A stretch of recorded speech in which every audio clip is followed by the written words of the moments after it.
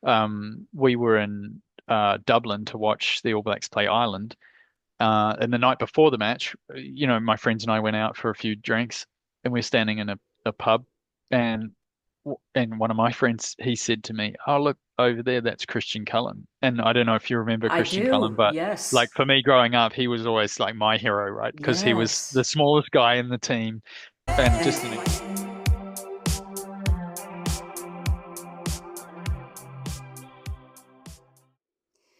When you think of art, you think of it in many forms, and art is something that can bring about healing and deep soul transformation.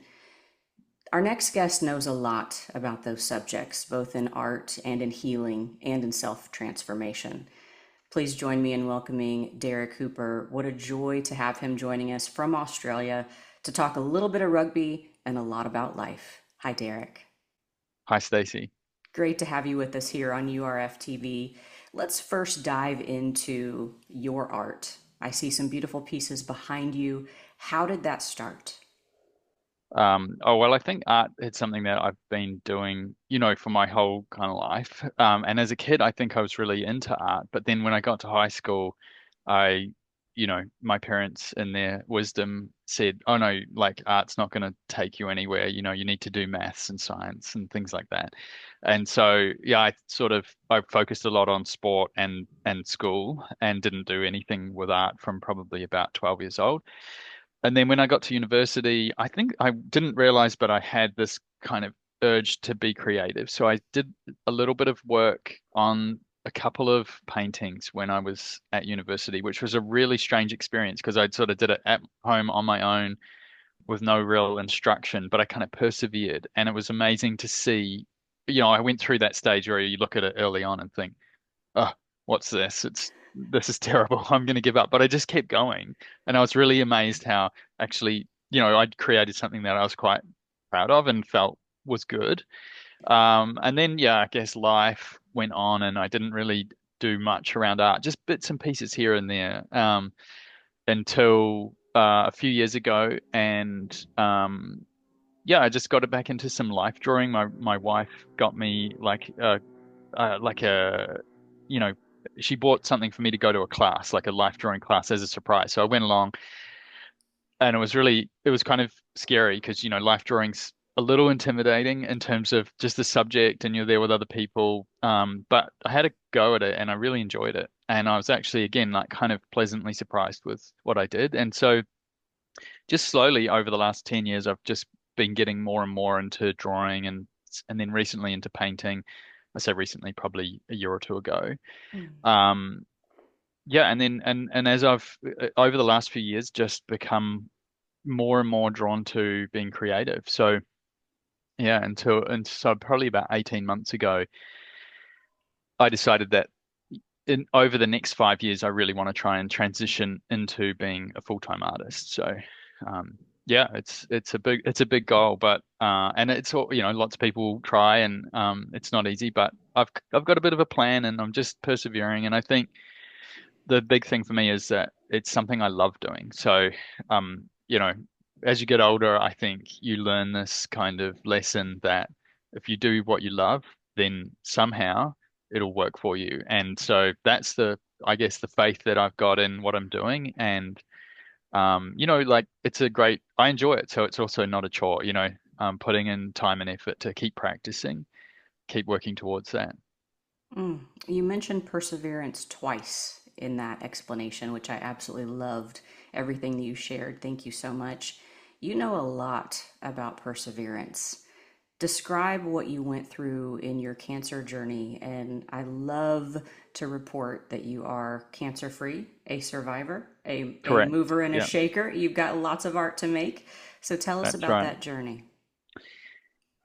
It's a really yeah, it's a big, profound kind of topic, I suppose. I don't talk about it that much actually. Uh, but I'm happy to. But there's actually a bit more to the story, which is I think you'll find interesting, right? So Please. um, there's part of this which feels like a real lesson in life around, and I'm not particularly religious as such, but I guess as I've got older, I've also become more spiritual in the sense of realizing there's something more to the world, right? And just connecting into something. I don't know what that is.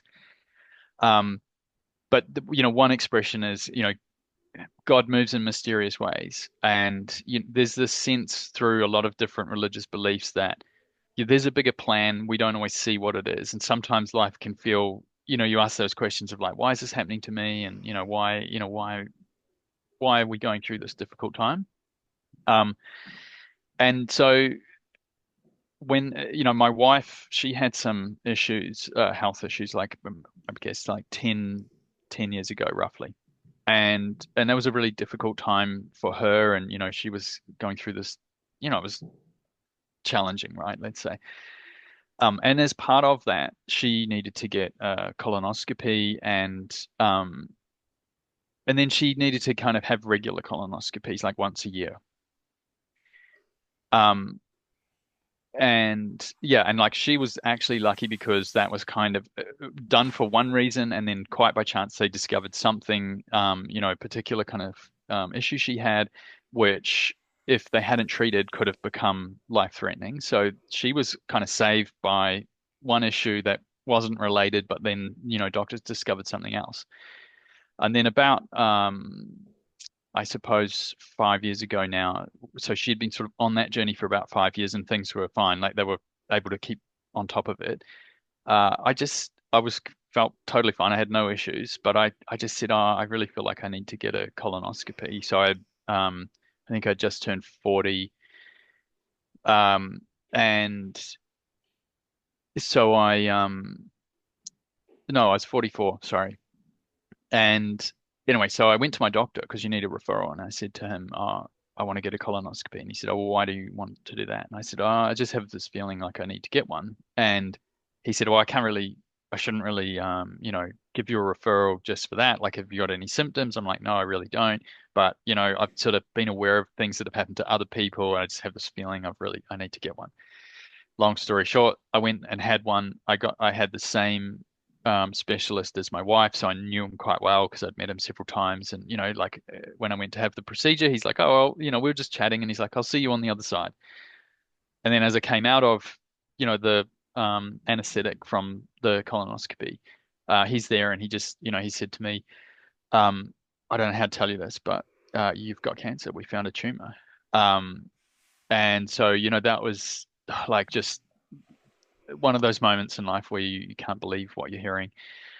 Um, and that was like a Monday night. And then I think the Tuesday I went for a bunch of scans and tests. And then the following Wednesday I had surgery and they cut, like 30 centimeters, a foot in American terminology, out of my bowel, um, removed the tumor. They do the tests and so on. And I was very lucky that they'd caught it just in time before it had spread. So, I was able to avoid chemo and radiotherapy and so on.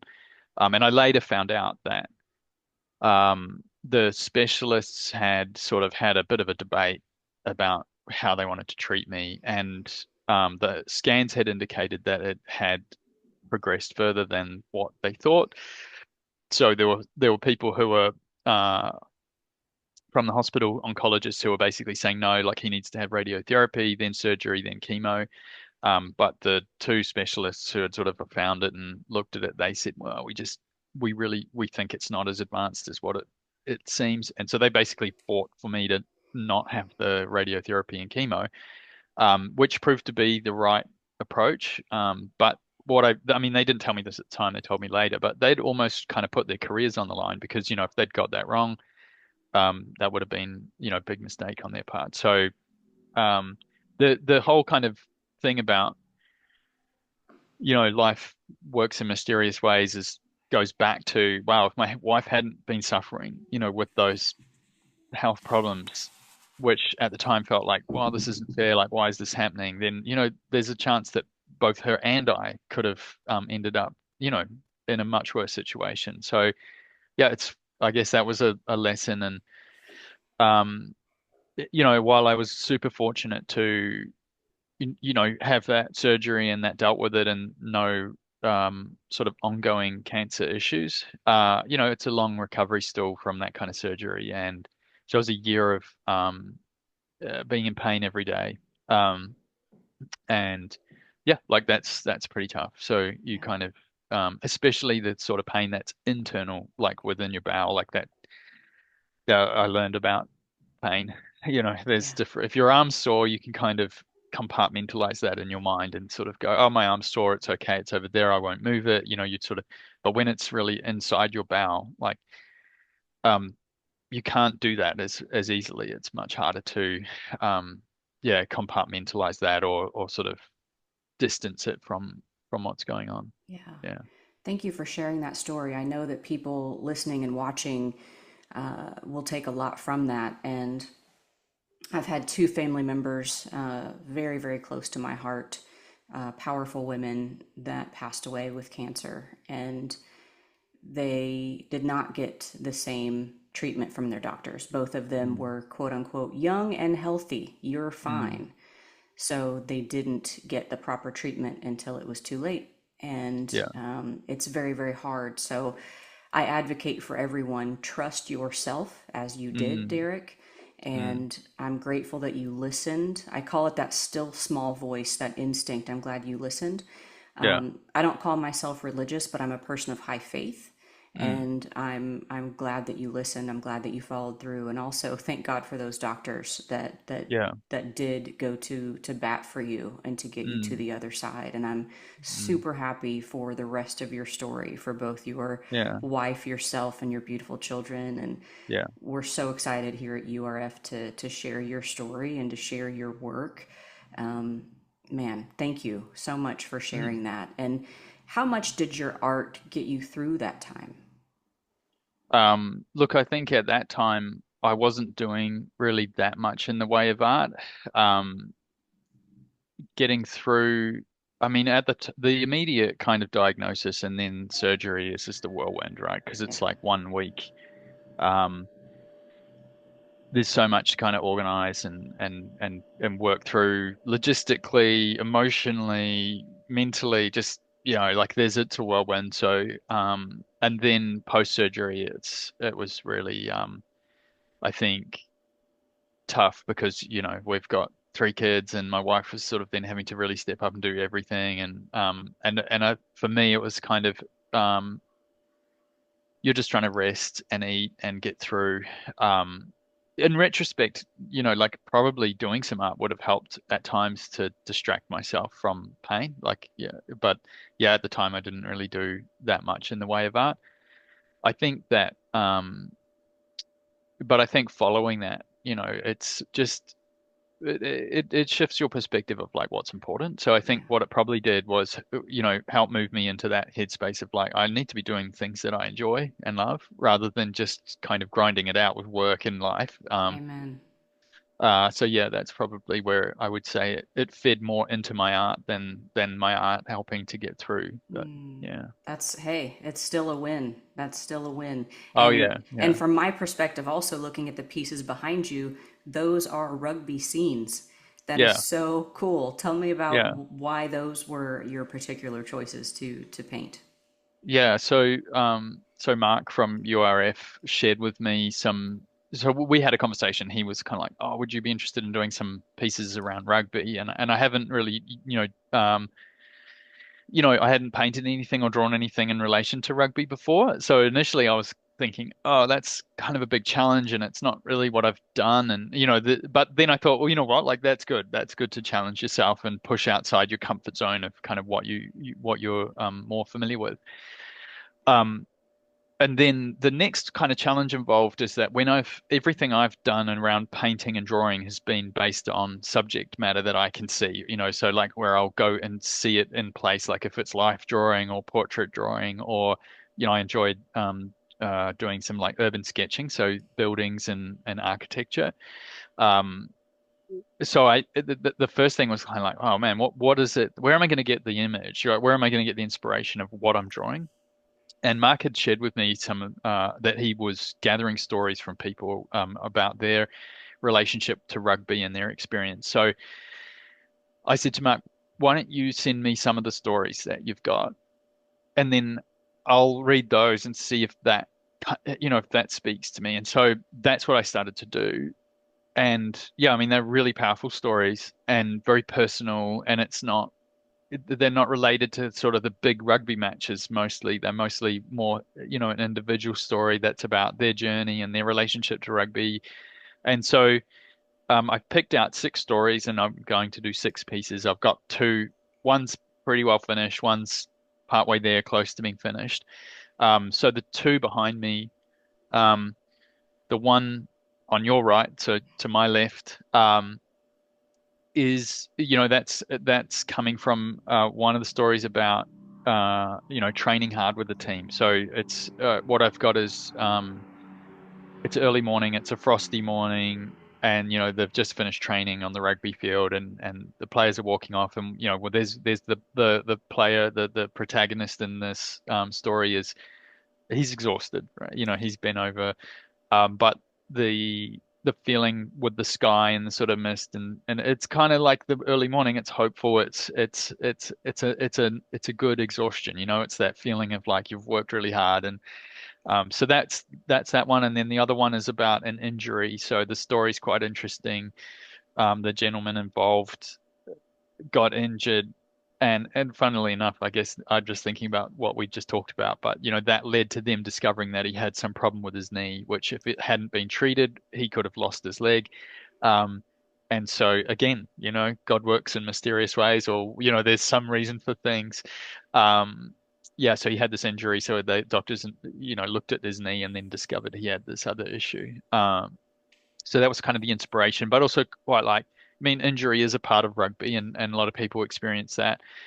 Uh, and so there's an emotional element to that as well with the team, sort of coming together and how we're going to deal with we've lost a player, and there's kind of fear and there's anxiety, but they come together as a team, they support each other, and the game will go on. So that piece isn't quite finished yet. There's a few more things to add into that. And then yeah, the other four one's about a story that I really loved. It kind of spoke to me too, being a Kiwi and an All Blacks supporter, of course. It was a story about this gentleman as a young boy watching the first match. He's South African, and so after the fall of apartheid, and so during apartheid, there was no international rugby for South Africa. And so that was the first game between the All Blacks and South Africa after the fall of apartheid. And so that will be one of the paintings. Um, and it will be sort of, yeah, from the perspective of a small boy watching the game. And and so then there's this kind of arc. So that's almost like painting number one. And then the one with the training is sort of painting number two. So it's, a young man practicing. Painting number three, then there'll be four, five, and six. So one is then at a rugby ground watching and sort of seeing the crowd and seeing. Rugby's interesting because they don't always separate the supporters. So you'll get with I don't know if you've been to like a football match in England or Oh yeah. I don't know what it's like in the US, but say in England they separate the supporters, so you never get them mixed up because they have football hooliganism and other issues. So whereas rugby's not like that, right? You'll get big crowds that are all, say, South African supporters, but there'll be little pockets of All Black Hmm. supporters, and it's that there'll be banter and it's always good natured. So I want to do something that's sort of showing that crowd where there's, like this little pocket of All Black supporters amongst a sea of South African rugby supporters. And then there'll be another piece which is just showing a rugby club like a community rugby club in the evening and some people coming to, socialize in the rugby club. Because one of the stories from a lady who was talking about just how much the community around rugby had sort of supported her throughout her adult life. She'd moved, I think, from the UK to another country, and she'd found connection through that, and then later moved back. And it just and that's another part of rugby, I think, is that it does create that community or a central place for people to connect within a community. So that's yeah. So there's this kind of arc from childhood through to being older across several stories, but they kind of tie together because I think it reflects a journey that a lot of people are on. That's Oh, brilliant. and one more piece was there'll be a game in the late afternoon. It's sort of autumn time.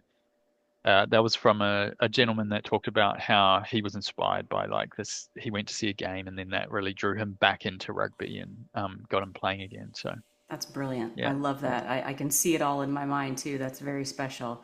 So yeah, you're a Kiwi living in Australia. What's the correct. difference? What's the difference in the rugby competition between the two? Um, what's the difference in the rugby competition? Oh, that's a difficult one to I answer know, right? quickly. Um, yeah, it's interesting. So, I mean, growing up in New Zealand, like rugby's the sport, or it Mm-hmm. was. And I think it's changed a little bit now. But you, as a kid growing up, like everyone plays rugby, and so um, Australia has a few different codes. So you've got kind of rugby league, you've got what Australian rules, Aussie rules, football, and rugby union. And now there's a bit of soccer as well. That's becoming more popular. So yeah, I think Australia has sort of had a bit of a love-hate relationship with rugby, and unfortunately at the moment, I think it's not as strong as it used to be. Whereas in New Zealand, it's still like very strong as the kind of the sport. Um, that's probably I guess the key difference in terms of how they play. The style of play is pretty similar, really, between New Zealand and Australia. Um, and yeah, a great rivalry. It's always been a great rivalry, so it's been Exactly. fun That's to watch that and Yeah. follow it. Is it Yeah, hard for you yeah. to cheer for any Australian? I mean, you're living there. It's not hard. I just don't do it. Oh. There's no. I would never do that. Smart. No. Very, Yeah. very smart. No, I'm a Kiwi. That's it. Yeah. Yeah. Oh, that's excellent. Yeah. In what ways have you seen, or you mentioned to me that your brother lives in the US before we started recording? You were talking about Yeah. that. When you compare notes, is there anything that he shares with you in terms of the growth of rugby here in the United States and maybe where he's seen it and where you think it might be going? Yeah. So I mean, I'm trying to think. I know he went to see a rugby game within the last couple of years that was played in the US, and that was exciting for him being able to see Mm-hmm. the All Blacks play. Um, I think it was against Ireland, but don't quote me on that. Yeah, and he's said that he's been there about 20 years, I guess, and that over that time he's really seen rugby go from something that no one knew even what it was to something that people are much more aware of. He sees more of it happening. Yeah, so it's exciting, I think, Yeah. and yeah, like I've been to the US a number of times and have friends that live there, and I always love kind of showing them, oh, and we'll check out these, like this is rugby, and then they used to, following American football, gridiron, Mm-hmm. and where everyone's wearing lots of pads and helmets and everything, and and then they can't believe it that they're watching guys play rugby with no padding, no helmets, nothing, and similar sort of tackling and physicality that's involved. So yeah, it's fun. Yeah, I think Yeah, it's a fun thing. I'd love to definitely. see rugby become more popular in the US. Same. So Yeah, yeah. same. When you were growing up playing it and even as you watch it today, how impactful are fans to the overall game? Oh, I mean, I think fans are the game, like if I mean obviously people play rugby because they love to play the game, but I think yeah, even at a club rugby level or a school rugby level, it's about bringing together communities. It's about bringing people together to sort of celebrate that game, and I think people want to watch that. The game is there as a performance essentially. So I think yeah, fans are everything really. And fans start out as parents, right? Mm-hmm. That's when you're a kid, the fans are the parents. They're all Yeah. there watching and cheering and giving you feedback, and you're getting a sense of like the excitement from the crowd is feeding into the game, and then you go right through to I've been lucky enough to watch the All Blacks play in Europe a number of times, and yeah, then you're at the extreme other end of the spectrum, sitting inside a big stadium with just you can feel the crowd, you can feel that sense of what's going on, and um, yeah, and so then I think being a fan is also like part of what you enjoy, right? Yeah. Whether that's watching on TV or if you are fortunate enough to be able to go and watch the game in person, and you have such a, it's a great experience. It really Um, is. Yeah. One thing that I just shared with Mark yesterday. I wrote some thoughts around rugby and sent that to him. And I was thinking about one of the games that I went to was the All Blacks against Scotland at Murrayfield in Edinburgh. And when I was living in the UK, I had some friends that were like very good rugby players and had played at a high level, and they followed rugby, fervently, and they sort of knew a few ins and outs of things. And so we went to the game. Or I went with them, and they said, "I'll hang around afterwards." And there's sort of a bit of a grassy area next to the stadium there, and so I don't know, a couple of hundred Kiwi fans just hung around on the grass there, and because what they knew was that the All Blacks would come out, and so the All Blacks came out, had a beer standing around with all the fans, and Sean Fitzpatrick, who was a very famous rugby player from New Zealand. He was a commentator there, so he was no longer a player. Like he came out. So did some other ex All Black players, and they just stood with all the fans. There was no sort of ego involved. There was no superiority. Everybody just stood around, had a laugh, chatted, talked about the game, got to just mingle and sort of be around those players in a very kind of natural setting. And I think that was really impactful, I guess, as a fan, but seeing how much like their respect for fans, like and that I think probably tells a story better than anything. Like they don't have to do that, and they chose to, and they didn't come out sort of as a parade to sign, autographs and maintain some kind of superiority, sense of difference. They just came out and mingled with everybody and just chatted. And Mm. so, yeah, I think, and that probably, I guess, to a degree, kind of goes back to that what's defining about New Zealand rugby culture too. Like that. That's a part of it, I think, is there's a real humbleness from the players they respect and understand the fans are there for them and they want to be able to share in that. So And even from my perspective as a host and an announcer and a reporter, I'm still a fan of the game. When the lights are on and a microphone's in my hand, I have to approach it differently. But I will always be a fan. And the yeah, first time I ever saw the Haka live, I cried. Like it yeah, was so yeah, beautiful and mm, so just I know the generational backstory of it, and it was just so mm. beautiful. You've shared so many incredible stories about your life and through your beautiful work. And we are so grateful at URF for you and for your just being here, being part of our family now, and creating beautiful pieces that will be part of URF forever. Tell us where we can see your work as you continue to grow in your art space. Oh, thanks, Stacey. Yeah, so mostly I'm just posting through Instagram at the moment. So that's the easiest way to follow what I'm doing. And you'll find that at Derek Hooper Art. So, and if you're looking, there's a photo of me. You might not even see because it's only small, but there's like a giant deck chair, and I'm sitting in that. And that's actually something we didn't talk about, but one of the things that I've done about 10 years ago, actually, this year, my wife and I collaborated on a sculpture piece where we built two giant deck chairs. So they're 6 meters tall, so that's 20 feet tall, 20 feet long, and about 15 feet wide, and they're like a wooden deck chair with a canvas part that you'd sit in, except massive. And they were displayed on the beach I was on gonna the Gold say, where Coast. the heck do you Yeah, put those?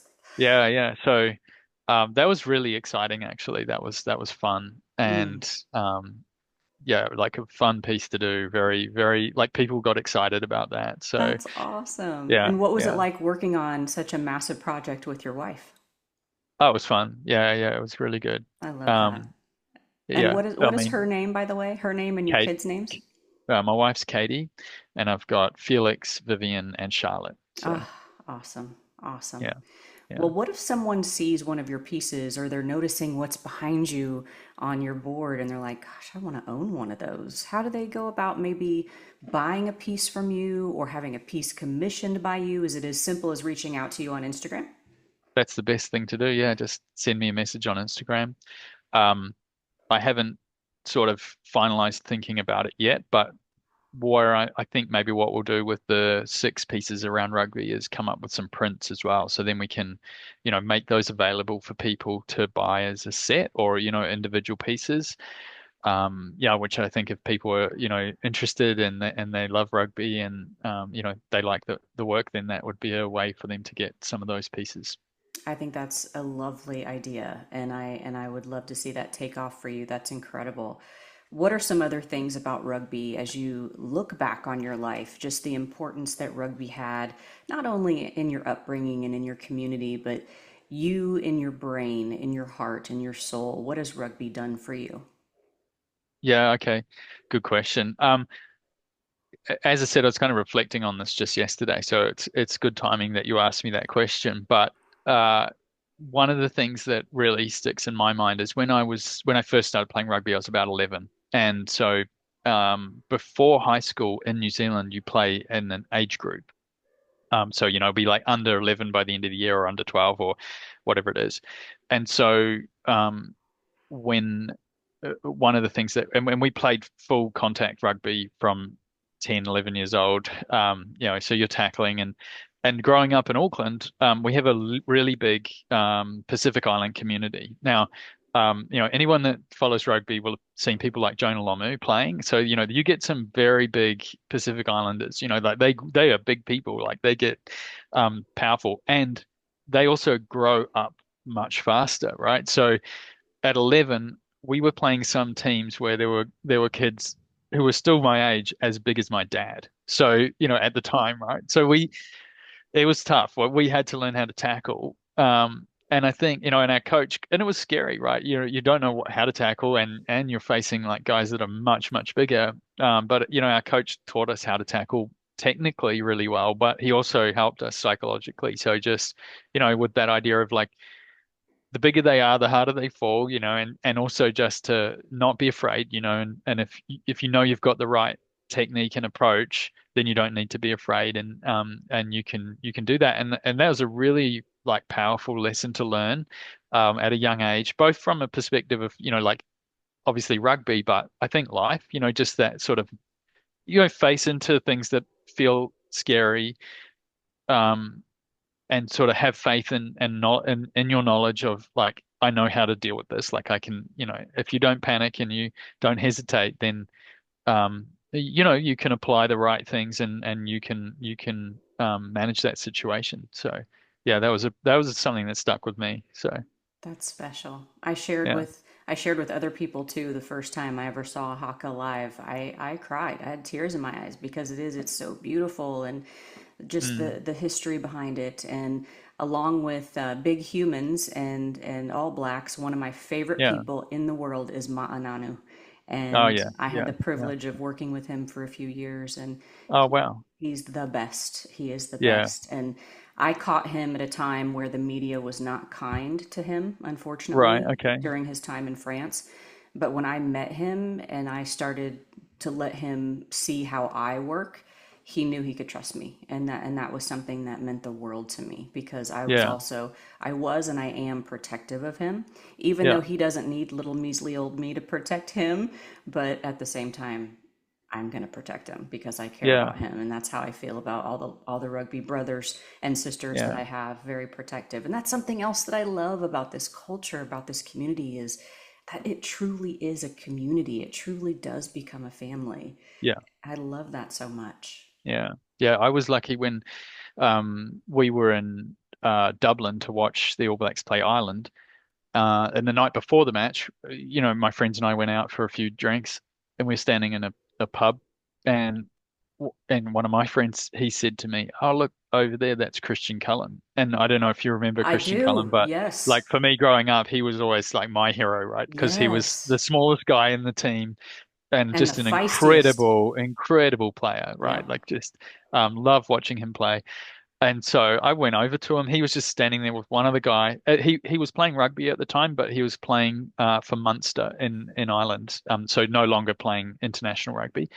And no one just sort of noticed him, so I just wandered over and said hello, introduced myself. And yeah, it was so nice. Like we just stood there, had a chat, drank a beer, just talked about surfing and life and, a bit about rugby and, him and his friend and myself. And it was just very low key. And, again, like there's sort of no arrogance.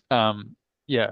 And and I love that. I think that's such a beautiful thing about rugby generally, because I know it's a bit of a New Zealand kind of cultural thing, but I think it's also a rugby thing. It I think is. that it's not a game that's dominated by big egos. I think it's genuinely, the players really connect with the fans, and I think they value that. So They yeah, do, and it is obvious. And I've covered 32 different sports in my career, and I wow, have never experienced what I've experienced within the rugby community, with the no ego, with the kindness, with the propping each other up and working hard and truly just respecting the sport and yeah, everything that makes it go. The fan engagement, how the fans have access yeah, is again like you rocking up to him at the bar. Like that is so yeah, unique. I can't yeah, think of many other situations where you would have been able to have that moment. yeah, So that's yeah, really great.